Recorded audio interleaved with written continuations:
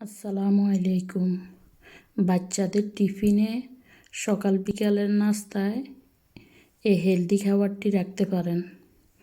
এখানে আমি দিয়ে দিলাম একটা ডিম, চিমটি পরিমাণ লবণ, 1.5 টেবিল চামচ পরিমাণ চিনি দিয়ে একটা কাঁটা চামচ দিয়ে ভালো করে সবগুলোকে মিশিয়ে নিলাম।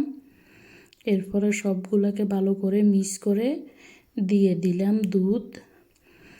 এরপরে আপনার ভালো করে সবগুলোকে একসাথে মিক্স করে নিলাম।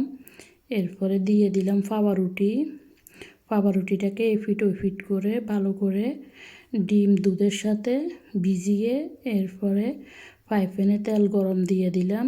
এখন তেলটা গরম হয়ে গেছে, এখন দিয়ে দিলাম ফাওয়া রুটিটাকে ভালো করে এপিট ওপিট করে ভেজে নেব।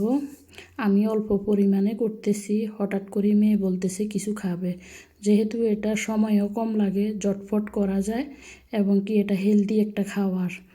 এই যে আমি ওই ফিট করে ভেজে নিলাম।